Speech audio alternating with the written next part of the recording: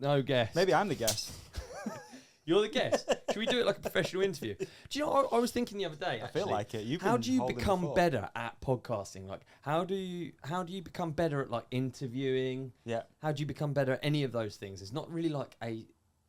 How do you do it? Great question. Is this for me? As if This is you or the guest. Now I'm doing guest. Shit, that's scary. How did you're coming at me like I'd actually know? Let's start again. So, Davey, you've been podcasting a while. How do you improve your game? Because we've noticed a significant increase in talent over the years. That's a great question, Ollie. I mean, I think you've just got to be in the game. You know what I mean? You've just got to be in the game. You can't be on the sideline. You've got to be in the game doing it. Cop out of an answer. Yeah, super cop out. Forget that shit. I did, but it would be good to be better at it. I might start watching YouTube. The answer is YouTube. I think you'd be very surprised how good you are at it without really trying. And that's being conversational. I'm blowing your trumpet there a little bit, but there's a reason that we do this together. Yeah, and I am not the one that holds it. No, bullshit. This is together. I think we can make it work. That's what I mean. Like muddle through. But I think you're good at it. See, I often think I think you're more structured when we have guests. This is good. This is really good. This is like therapy. This is like therapy. Company therapy. Yeah, it's like podcast therapy. Okay. So I often think. We've got ghosts in the companionship HQ. Yeah, that's from one of the many tunnels. Is a absolute one of the staff members we lost. Yeah, slamming the door on the way out. Close the door on the way out. Don't sue us. The sexual assault claim. That's on you. Davey's the right. Yeah. Anyway, yeah. No, I think that you keep it on track. I think I could go on tangents for days, dude. But I like that about it sometimes. I like podcasts that do that when there's literally no structure or no plan. I like that. I'm a big fan of that. But there's got to be some sort of structure to it at the same time. And I think the best podcasters are people that can go off on these tangents but then just bring it back again and be like, oh, actually, just go back to where we were. Yeah. Because especially when you have guests that maybe people don't know, you've got to do a half decent job of going through certain things, and I think there's always certain points that you've got to try and hit with certain guests. You're absolutely right. When I do YouTube videos on my bicycle YouTube channel, not the Ride Companion channel, I really notice the sort of engagement of one that actually has a story. So I am starting here, I'm going up here. I'd love to do videos that are just like I just do my day and it's just fun. It's just manic fun and biking.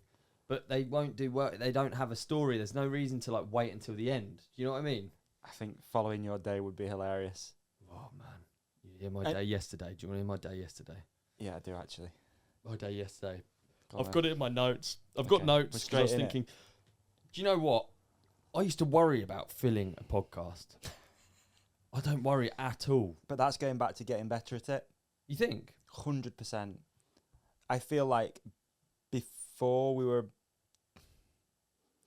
doing a lot more of these, I'd really worried about that. Driving down here, I'd be like, okay, what we're going to talk about? What's Ollie been up to? I'd be looking on Instagram, like, what's going on? Really? Maybe it's because maybe the format is just a little bit different now, but at the same time, I just don't worry anymore. It's just there's something lovely about that. You just let go and just have a conversation. Just sorry to interrupt you about your day, but also just going back to what we were talking about Rogan's recent episode with Post Malone, been like 4 and a bit hours. They're just mates chatting. Yeah. And it's nice. I enjoy listening to podcasts like that. Yeah, I haven't listened to that one, but 4 hours certainly sound like if we talk for 4 hours, where do you reckon it'd go? South. Do you think it would just be 4 hours and then derail? 4 hours and then I don't know, you know. Who knows? Because do you not find sometimes that though when you like coming to the end of them, like now we try and keep to like an hour and a half, by that point you're starting to warm into it a little bit? I always think 100% with a guest, especially. Always with a guest. Especially one takes that an you hour know to get going. Like Josh. Yeah. I found that with Josh because I know Josh, but not really very much at all. Yeah, I don't know him at all. Yeah, there you go. Yeah, and so I think he relaxed into it. We all relaxed into it. There's like something that you can't put your finger on. Yeah. That's what I mean. I like the idea of going to someone and them telling you exactly what you could do to improve at what you're doing. Please, comment section's always open. Yeah, but like also like if there was, but don't, because it can be quite hurtful. Actually, there isn't there? Right? This don't count as public speaking, but you can do public speaking, can't you? You can do media training and stuff, can't you? Public speaking training. I'd go do one of those courses. for a laugh. Public speaking. Public speaking terrifies the hell out of me. Me too. When was the last public speaking you did? I mean, other than exactly now. Yeah, this is different, but yeah, I couldn't tell you last time I spoke in public. I used to go to this. It wasn't public, but I used to go to this like business support group. Right, this is years ago, probably 8 years ago. And you used to have to, at the start of it, you'd have to introduce yourself and tell people like what you've been doing. And I would be terrified of it. And I'd stumble and I'd stutter and I'd be like, I do a podcast. And people are like, this guy? Yeah. Like, that must be the shittest podcast. But yeah, I'm terrified of it. Like, the idea of doing one of these live kind of appeals to me now. Does it? A little bit more than it would have 2 years ago. Yeah, there you go. Terrifies 2 years ago, terrified. Now, I'd be like, yeah, we could probably make some. It terrifies me. I did that London bike show, Warner and Deeks. Yeah, that's public speaking. That is public speaking, and that actually didn't terrify me. There's a lot of people, but I've done like speeches at weddings. I did a speech at Bren's wedding. I did a speech at Seb's wedding, my friends. Yeah, and it is public speaking. You are that's speaking gnarly for me in public. Really gnarly. But you are being interviewed, so it's kind of different. Exactly. If you were just up there on your own on a pedestal, whatever it is, what is it that a bishop stands behind?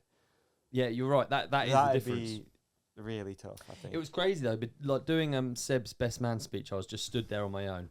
Bren's best man speech, I was with other best men, so it made it easier. Yeah. Were you not the best? Seb's, no, I wasn't the best.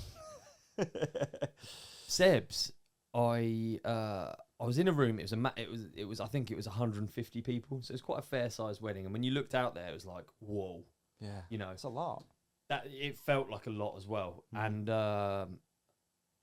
but equally, I sort of talked myself through it. So I was like, okay, so I'm happy. The people this matters to are all people I know, and the people I don't know, I don't care, and I say it from the bottom of my heart. I don't care if they don't like me, or if they don't find it funny, or if they don't enjoy it, or if they don't get the jokes. I don't really mind. I think that's the attitude you have to have. But it didn't help me when I was up there. It'll be somewhere on camera. When I watched it back, it didn't go bad at all. But like the feeling of I can imagine you're good at it. That you just feeling though is terrifying. Yeah, but like also it's like standing up, isn't it? Yeah. Like, this is easy. Even this table adds a little bit of protection. It does. Even in this room, beneath our podcast studio. Yeah, it does. It adds something. Yeah, you feel a bit like... If you were just sat here staring forwards at a screen, camera, way harder. And like little things to make difficult. It... Like if we both turned now and put both our hands in each other's hands and carried on this conversation... I'm not doing it, but yeah. Come on. Go on then. Oh, you pulled away! You made it weird! No, I was trying to move it. You made it weird! But small things change it, don't they? Yeah. Is what I mean. Yeah. So it's like... Yeah. They do. Small things do change it. I don't know, man. I would be more up for the live thing, thinking about that now. The live thing? Kind of. What would the set look like?